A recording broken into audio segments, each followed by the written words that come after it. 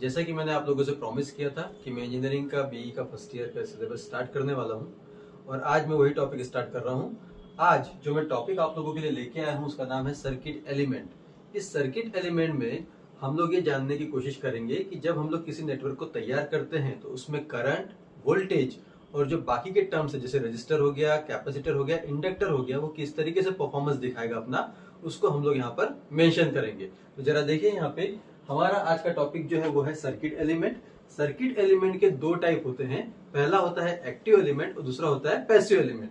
ये रहा हमारे पास में एक्टिव एलिमेंट, ये रहा हमारे पास में पैसिव एलिमेंट। जब हम लोग एक्टिव एलिमेंट की बात करेंगे तो उसके एग्जांपल को अगर मैं देखता हूं तो एक्टिव एलिमेंट में इंडिपेंडेंट वोल्टेज और इंडिपेंडेंट करंट सोर्स आता है, क्योंकि एक्टिव एलिमेंट क्या करता है ना, वो एनर्जी को एब्सॉर्ब भी करता है और एनर्जी प्रोवाइड भी करता है, उसको हम लोग बोलते हैं एक्टिव एलिमेंट। सिमिलरली जब मैं पैसिव एलिमेंट की बात करूंगा तो पैसिव एलिमेंट में हम लोग तीन चीजें शो करते हैं, रजिस्टर, कैपेसिटर और इंडक्टर। ये एनर्जी प्रोवाइड नहीं करते हैं, ये एनर्जी को प्रोवाइड कभी भी करेंगे नहीं, इसलिए इसको हम लोग क्या बोलते हैं, पैसिव एलिमेंट। जहां तक के एक्टिव एलिमेंट को जिस तरीके से आप लोगों ने देखा है यहाँ पे कि यहाँ पर वोल्टेज और करंट दिया हुआ है, सिमिलरली पैसिव एलिमेंट में जो हम लोग यहाँ पर एग्जांपल देख रहे हैं रजिस्टर, कैपेसिटर और इंडक्टर, इसको हम लोग बारी बारी से देखेंगे कि रजिस्टर कैसा परफॉर्म करेगा, कैपेसिटर कैसा परफॉर्म करेगा और इंडक्टर कैसा परफॉर्म करेगा। जैसे कि आप यहाँ पर देख रहे हैं हमारे पास में पैसिव एलिमेंट में जो पहला एग्जांपल है वो कौन है, रजिस्टर है।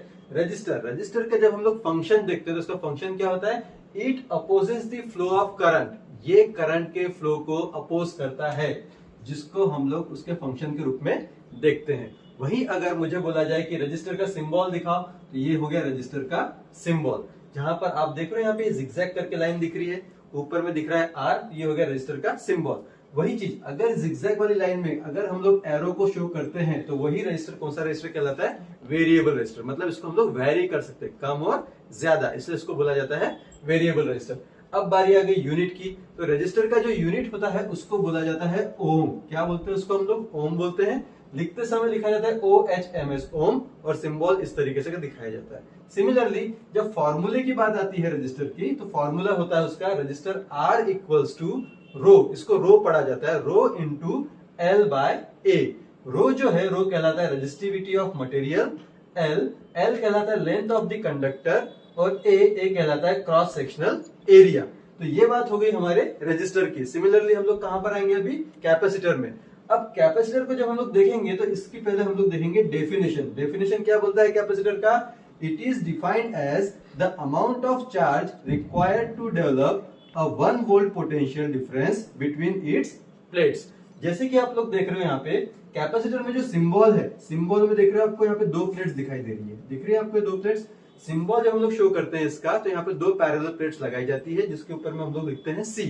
ये हो गया सिंबल। अब बारी आ गई डेफिनेशन की।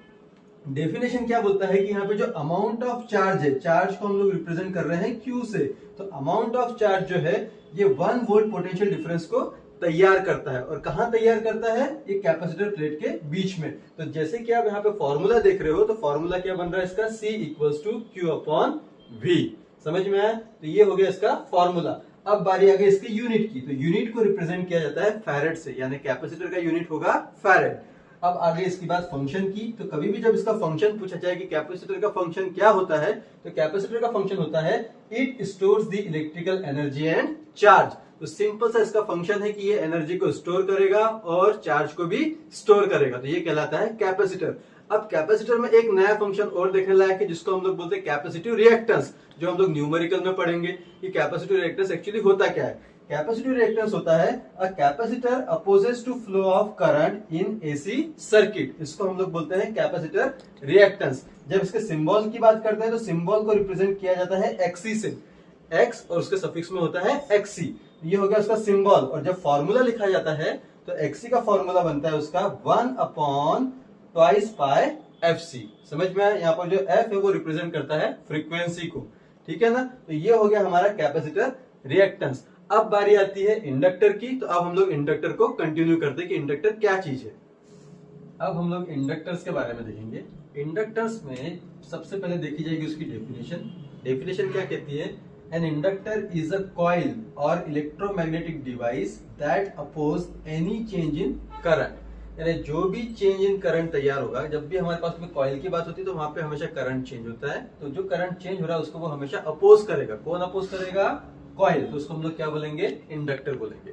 अब यहाँ पर इसके अगर हम लोग सिंबल की बात की जाए, सिंबल कुछ इस तरीके से दिखाई देगा, कॉइल की तरह आपको दिखाई दे रहा होगा। जैसे यहाँ पे राउंड होते जा रहा है, राउंड होते जा रहा है, राउंड होते जा रहा है, क्या शो कर रहा है? कॉइल। तो ये हो गया इसका सिंबल। और अब अगर हम उसकी यूनिट की बात करेंगे तो यूनिट कहलाएगा उसका हेनरी, और अगर उसको शॉर्ट में लिखेंगे तो लिखेंगे कैपिटल एच। जैसा कि आप लोग देख रहे हैं, जब हमने इंडक्टर को देखा तो इंडक्टर तैयार होने के साथ साथ उसका रिएक्टेंस भी तैयार होता है। जब हम लोग न्यूमेरिकल बनाते हैं या कोई कैलकुलेशन करते हैं, तो जब न्यूमेरिकल या कैलकुलेशन करते हैं तो वहां पर जो इंडक्टेंस का रिएक्टेंस तैयार होता है उसको हम लोग बोलते हैं रिएक्टेंस ऑफ इंडक्टर। इसको जब रिप्रेजेंट किया जाता है तो रिप्रेजेंट किया जाता है उसको एक्सेल से, और जब इसको हम लोग एक्सेल से रिप्रेजेंट करेंगे तो उसका फॉर्मूला बनता है ट्वाइस पाई एफ एल। ये जो ट्वाइस पाई एफ है इसकी वैल्यू बनती है ओमेगा, और एल जैसा का वैसा रिप्रेजेंट होता है। तो एक्सेल को हम लोग दो तरीके से रिप्रेजेंट करते हैं, एक होता है ट्वाइस पाई एफ एल और ओमेगा एफ एल। अब जो हमने एक्सेल को रिप्रेजेंट किया है इंडक्टिव रिएक्टेंस को, तो अब हम लोग इस फॉर्मूले से इसकी डेफिनेशन को देखेंगे। तो डेफिनेशन क्या बोलता है इसका?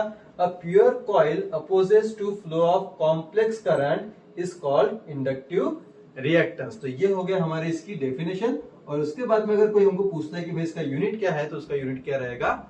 ओम्स रहेगा। तो जैसे आज आप लोगों ने आज इसको लेक्चर को देखा, तो इस लेक्चर में क्या देखा आप लोगों ने कि हमने आज पढ़ा सर्किट एलिमेंट, और सर्किट एलिमेंट से रिलेटेड जो जो टर्म्स यूज होते हैं, जो जो एलिमेंट्स यूज होते हैं, उसके बारे में हम लोगों ने यहाँ पर अच्छे से आज पढ़ लिया है।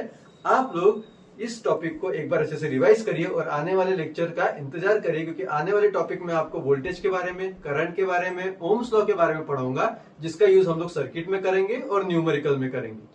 और ये सारे बेसिक्स को आपको ध्यान में रखना इसलिए जरूरी है क्योंकि अगर आप ये सारे बेसिक्स को ध्यान में रखेंगे तो जो इंजीनियरिंग के फर्स्ट ईयर में स्टूडेंट्स हैं उनके लिए इलेक्ट्रिकल सब्जेक्ट काफी इजी हो जाएगा। तो चलिए हम लोग मिलते हैं नेक्स्ट लेक्चर में। Thank you so much.